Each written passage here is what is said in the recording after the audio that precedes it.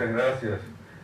En nombre del pueblo de Venezuela, en nombre de su gobierno y del presidente Nicolás Maduro en particular, por esta oportunidad de compartir con organizaciones, movimientos sociales, con intelectuales, pensadores, y además en esta casa de la clase obrera, de los telefonistas, en este caso, que somos hermanos y hermanas de clase. El presidente Nicolás Maduro se caracterizó en sus años de lucha por ser sindicalista, y siempre ha sido y seguirá siendo, y él lo dice, un conductor de autobús.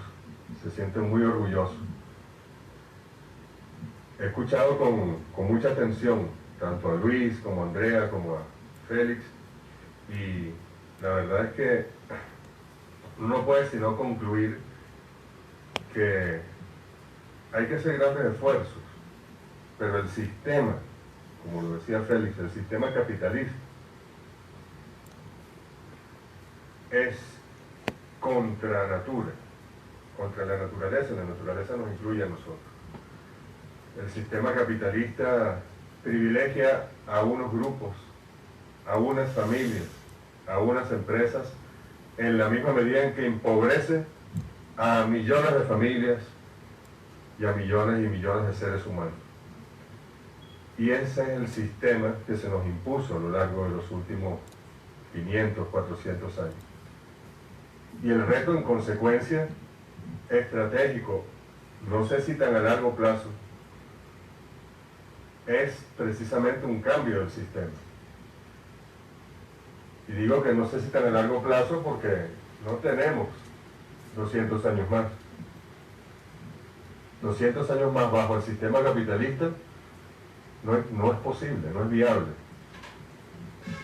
O sea, los nietos de nuestros hijos pueden no tener oxígeno para respirar, pueden no tener agua para beber, ni tierras para cultivar. Eso es una realidad que es un poco catastrófica, pero que es. Hoy está muy en boga el cambio climático. El cambio climático es apenas una expresión del daño que le ha hecho el sistema a nuestra madre tierra, a la Pachamama. Y América Latina y el Caribe está en este mundo. Y, como decía el libertador Simón Bolívar, nuestra unidad no es una fantasía, no es una quimera, es un decreto del destino, inexorable. Pero nuestra unidad, ¿para qué? Nuestra unidad para constituir un gran polo de poder, ¿sí?, para contribuir a la vez al equilibrio de los poderes en el mundo, y si tenemos la conciencia suficiente, para desde América Latina impulsar el gran cambio de sistema necesario. Porque no hay otra región en el mundo, lamentablemente, donde se estén dando los cambios, las contradicciones, las transformaciones, con sus avances, con sus estancamientos, con sus retrocesos, que no sea América Latina y el Caribe. Aquí está Cuba, aquí está Venezuela, aquí está Nicaragua, aquí está Bolivia, y aquí hay gobiernos con matices, pero profundamente interesantes y soberanos, como por ejemplo el de México, el de Argentina, y otros que van surgiendo. Y lo más importante, esta mañana fuimos a visitar a un grupo de indígenas mexicanos, otomí, que tomaron un espacio hace muchos años, una lucha larga aquí en Ciudad de México, y finalmente con su lucha terminaron viviendo dignamente en unos hermosos departamentos con sus hijos, y lo más importante, con su cultura, con su lengua, con su tejido, con su música, con su ser, y en plena conexión y comunicación con su lugar de origen también. Estos pueblos son pueblos eminentemente solidarios. No digo solo los indígenas, me refiero también a los indígenas, nuestros campesinos y campesinas, nuestros obreros y obreras, los más humildes entre los humildes. Somos solidarios, solidarias. ¿Qué quiere decir eso? que nosotros como pueblos no existimos en estas tierras para destruirlas, no existimos en estas tierras para destruir al otro, a la otra, para ir a una guerra por la comida, para ir a una... No, nosotros estamos para la convivencia, para el compartir, como decía el maestro Simón Rodríguez, maestro de Simón Bolívar, para entreayudarnos. Quiere decir eso que si pudiésemos medir, es un poco quizá fuera de la lógica científica lo que voy a decir, pero si pudiésemos medir cuál es la ideología de los pueblos de nuestra América, nos daríamos cuenta que si hay que acercarla a alguna categoría, es a la izquierda, es al progresismo, es al socialismo, como querramos llamarlo, pero definitivamente no es ni al capitalismo, ni a la derecha, ni a los acumuladores de riqueza, ni a los que quieren la guerra, ni a los que quieren secuestrar los medicamentos, etc. Si hay verdaderas democracias, y ese es el gran reto, ¿cuánto le costó al presidente Andrés Manuel López Obrador finalmente ser presidente? Fue una lucha por la construcción de un movimiento que tuvo derrotas, que sufrió fraudes electorales y que finalmente dio en el blanco, y hubo una gran victoria popular que hay que cuidar con sus contradicciones. Todos nuestros procesos tienen contradicciones y tienen virtudes y tienen incertidumbres, pero hay que cuidarlos a todos. Si nosotros vemos a los pueblos de nuestra América, podemos decir que son pueblos revolucionarios. Son hombres y mujeres revolucionarias, solidarios. Y si esos hombres y mujeres se pueden expresar democráticamente, van a llevar al poder a gobiernos también revolucionarios, progresistas, izquierdistas, como querramos verlo, pero nunca llevarían al poder a Carlos Slim o a Vicente Fox, ¿no? Lo llevaron porque no había los sistemas democráticos, no existe el sistema democrático, no se expresaron los pueblos, no consiguieron el canal.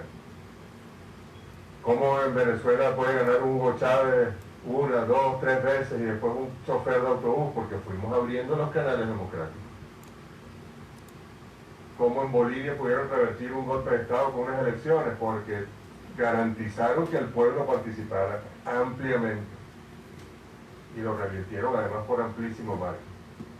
Lo que quiero decir con esto es que nuestra unidad no solo es necesaria, imprescindible, indispensable, sino que es natural al mismo tiempo. Es natural. Cuando el libertador Simón Bolívar planteaba una gran nación desde México, pero cuando él hablaba de México no se refería aquí al Río Grande o Río Bravo, como lo quieran llamar, sino mucho más al norte, porque México era el doble del territorio que tiene hoy, hasta el sur, hasta la Patagonia de Argentina y de Chile, pasando por el Caribe. Él simplemente estaba expresando un hecho natural, un deber ser, que no hemos sido capaces de concretarlo 200 años después. Y muchos países, sobre todo los grandes, hay que reconocerlo así, terminamos viéndolos hacia lo interno.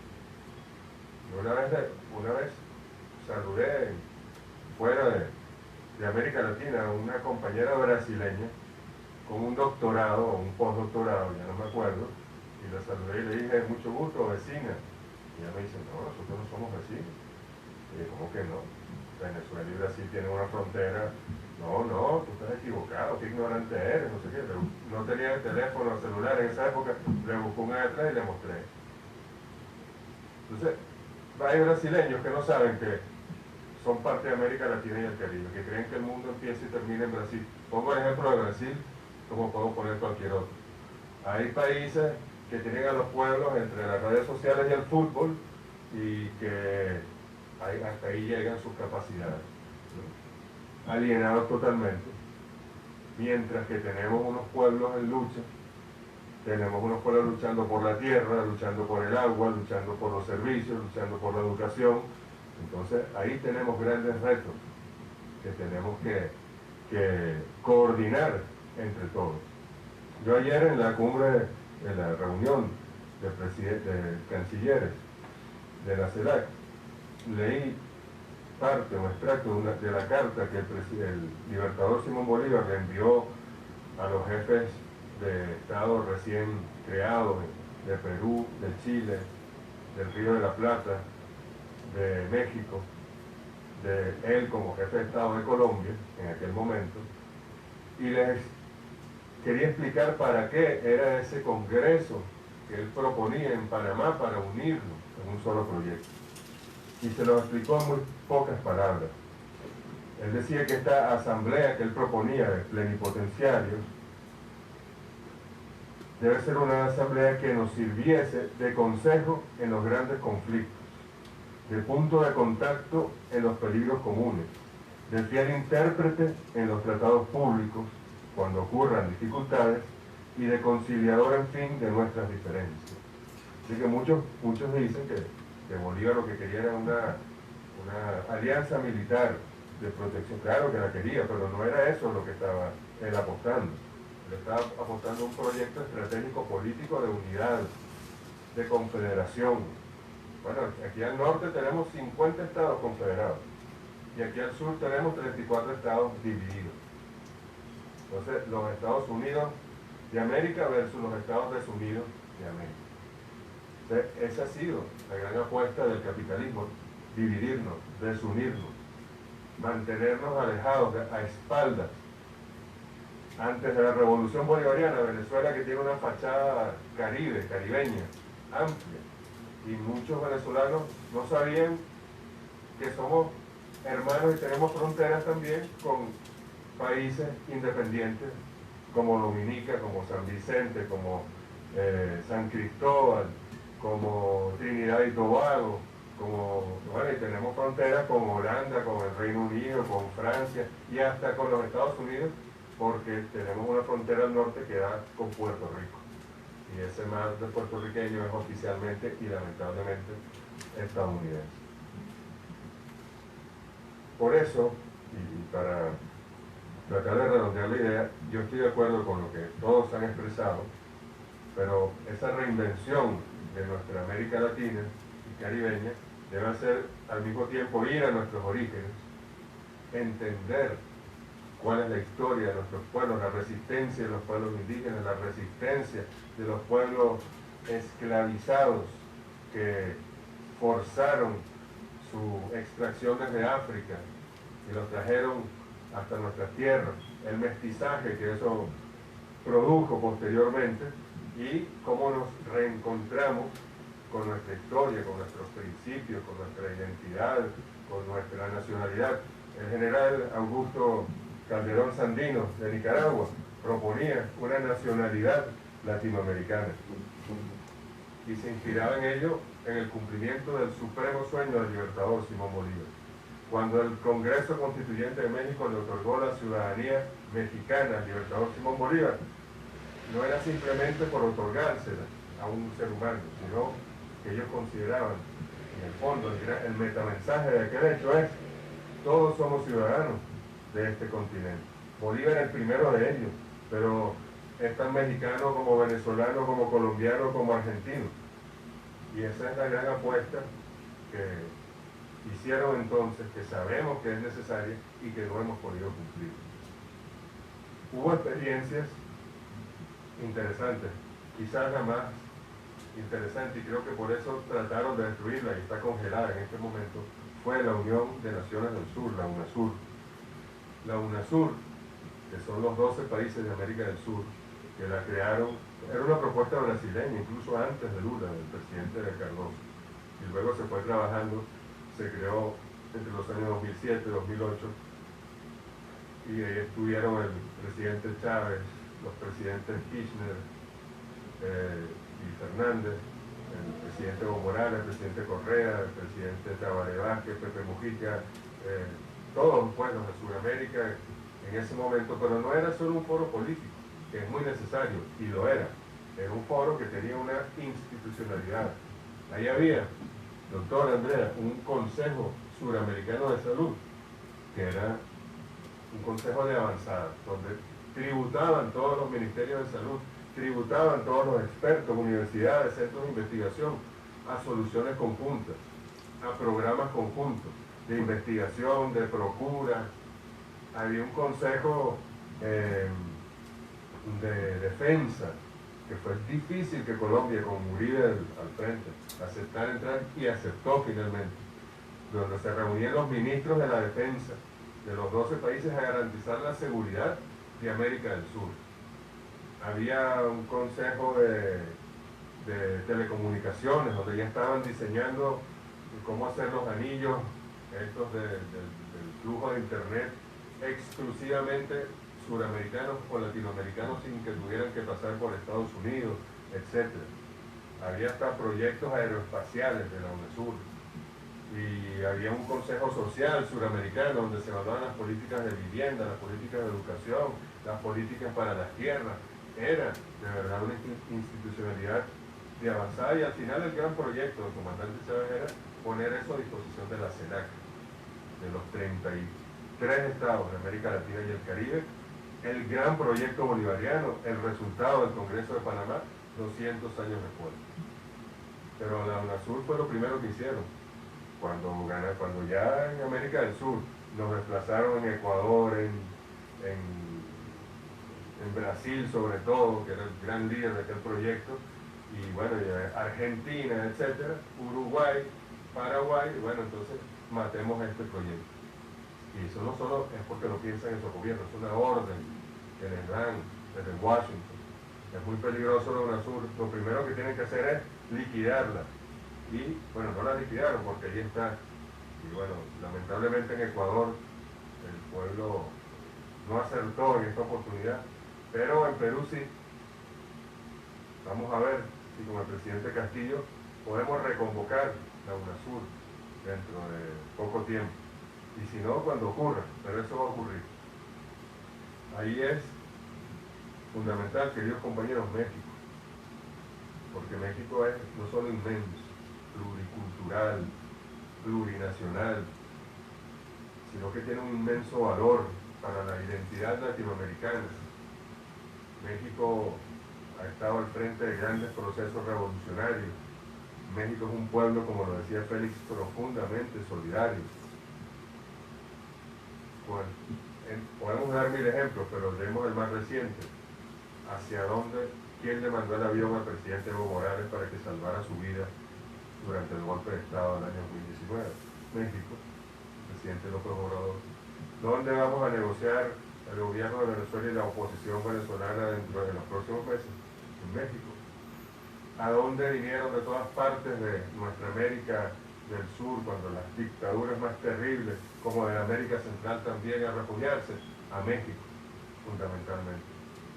¿Cuál fue el único país de este continente que no rompió relaciones con Cuba? Cuando Cuba fue expulsada de la OEA y prácticamente agredida por el mundo entero. México. Y ahora más, si México de verdad ve hacia el sur, no solo ve, si México se asume como una de las principales potencias de esta Suramérica, digo yo, para diferenciarlo de norte, una América en el norte y una América en el sur, ahí tendremos nosotros parte de la batalla ganada. Y creo que el presidente López Obrador disparó ayer, no fue un tiro, fue una metralla en esa dirección. Si no pudieron verlo, yo hasta pediría, con todo respeto, que lo lean, no solo lo vean, porque mientras lo ven lo lean, porque es que algo que hay que subrayar, hay algo que mantener allí, porque las palabras del presidente López Obrador ayer en el homenaje al libertador Simón Bolívar fueron doctrinarias. Creo que fueron luces que lanzó para que los pueblos de América Latina, y en primer lugar su pueblo mexicano, entiendan el momento histórico, se pongan en la situación de guerra, pero no de guerra militar, sino de guerra social, de guerra política, de guerra cultural, para de una vez por todas conformar la unidad latinoamericana. El presidente López Obrador llegó ayer a decir que hay que sustituir la Organización de Estados Americanos, la OEA, por la CELAC, por ejemplo. Y no fue que dijo hay que eliminar a los Estados Unidos e irse con China, ¿no? Evaluó las capacidades de China y cómo hay que considerarlas en este momento histórico en el mundo, pero también dijo, al continente no le conviene un Estados Unidos hundido, colapsado, vencido por China. Debemos lograr un equilibrio y que podamos nosotros con Estados Unidos acordar relaciones de respeto, virtuosas, de beneficio mutuo, de ganancia compartida y no de dominación, no de golpes de Estado, no de magnicidio, sino de entendimiento. ¿Eso es posible? A eso hay que apostar. El presidente Chávez y el presidente Correa decían hace muchos años que la CELAC debía sustituir a la OEA y que las cumbres de las Américas, que son estas reuniones donde se reúnen todos los jefes de gobierno del continente completo, debían ser el foro donde se encontraran cada 2 años o 4 años los países de la CELAC con los 2 países de América del Norte, con Estados Unidos y Canadá, y que allí se estableciera un diálogo entre esos 2 grandes bloques de poder, CELAC, América Latina y el Caribe, y América del Norte. Hacia allá tenemos que apuntar. Pero insisto y termino por donde comencé, en que dentro del marco del capitalismo no vamos a poder culminar con éxito esa tarea. Porque si el control de los procesos lo tienen las corporaciones y no lo tienen los pueblos, entonces ¿qué y quién y quiénes vamos a unir? Entendamos algo, el imperialismo, ¿eso qué es? En un momento dado fue una palabra casi satanizada, prohibida, satanizada, y ayer el discurso del presidente López Obrador fue antiimperialista. Pero el imperialismo no es Estados Unidos, el imperialismo no es la Casa Blanca, el imperialismo es una serie de corporaciones militares, o sea, para la industria de la guerra, de corporaciones farmacéuticas, de corporaciones tecnológicas, de grandes bancos y instrumentos financieros. Eso es el imperialismo. Eso no tiene rostro ni bandera y tiene expresiones en algunos gobiernos. El más importante de ellos es el gobierno de Estados Unidos, pero también lo tiene en Londres, lo tiene en Bruselas, lo tiene en Madrid, lo tiene en Tokio y lo tiene en Bogotá o en Santiago. Entonces eso es el imperialismo. La Casa Blanca es donde está un señor que el imperialismo nombra allí y listo. Él hace lo que le indican esas corporaciones. Entonces nosotros tenemos que lograr tener el poder político en nuestros pueblos. Nosotros tenemos que ayudar a México a que preserve el poder político en todos los niveles, pero estamos hablando del poder, en este caso ejecutivo, presidencial. Tenemos que ayudar a Cuba a que preserve su revolución y que se mantenga en el poder. Tenemos que ayudar a todos nuestros compañeros, como un solo cuerpo, para que de verdad nos podamos unir. Hay una experiencia muy bonita de unión en nuestra América, que es el ALBA, la Alianza Bolivariana para los Pueblos de Nuestra América.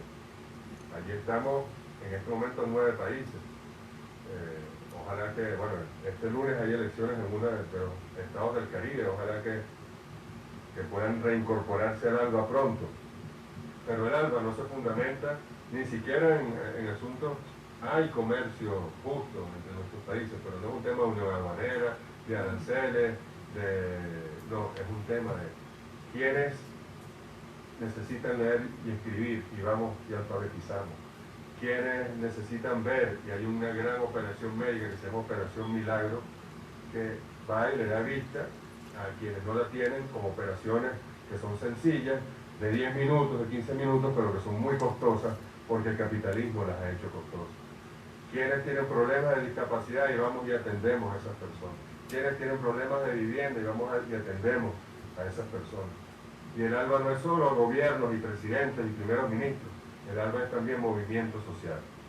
Hay un consejo de movimientos sociales en el ALBA que es tan importante como el consejo presidencial del ALBA, de los gobiernos. Por eso, perdón, es que tomemos lo mejor de las experiencias que hay. Aquí habla de 2, UNASUR y ALBA, pero hay cosas muy interesantes en CARICOM, por ejemplo, en el Caribe, en Incluso la comunidad andina tiene desarrollos institucionales interesantes, el SICA, y veamos cómo armamos, pero eso sí, garanticemos que el pueblo tenga el poder político. Y eso solo va a ocurrir no solo manteniendo unos partidos, una movilización popular en unas elecciones para que votemos por un determinado proyecto, sino con la organización popular. En Venezuela tenemos un concepto que es el poder popular. El poder popular tiene muchas expresiones, pero la más, digamos, la más común es los consejos comunales, que son grupos de familias determinados, y los consejos comunales se agrupan a su vez en comunas, y las comunas tienen parlamentos comunales donde están representados los consejos comunales, y las comunas pueden autogobernarse hasta un nivel, y las alcaldías pueden transferirle a las comunas competencias, y las gobernaciones pueden transferirle a las comunas competencias. Cuando el pueblo, por ejemplo, si en un lugar determinado, una comuna o más de una comuna, proponen que ellos están en capacidad de asumir la recolección de la basura, de los desechos sólidos, bueno, la alcaldía le entrega eso a la comuna. Si la comuna dice que ellos están en capacidad del mantenimiento de los ambulatorios de nuestra red barrio adentro, que son los médicos en las comunidades, que la construimos con Cuba, bueno, se le da eso a la comuna, con los recursos, no es que se lo sueltan y se lo dan, le garantizan los recursos para ello. Entonces, hay que lograr que los pueblos tengan instrumentos de autogobierno desde las bases hasta la presidencia de la República, hasta la presidencia del país. Esa es la clave. Pero yo solo les digo que yo ayer sentí en esa reunión de cancilleres que hay un quiebre histórico, que vamos a esta ola en la que vuelven los gobiernos progresistas, aunque en algunos casos nos perdemos más tiempo que en otros, y es esta ola la que tenemos que aprovechar para la unidad latinoamericana y caribeña. Que no nos pase en la primera década, tuvimos una gran ola, tuvimos unos grandes gobiernos y gobernantes, nos comenzamos a unir y después todo lo trataron de destruir o lo destruyeron. Entonces, en esta oportunidad no podemos volver a fallar. Por eso cuidemos a nuestro pueblo, cuidemos a nuestro gobierno y cuidemos la organización popular. Muchas gracias.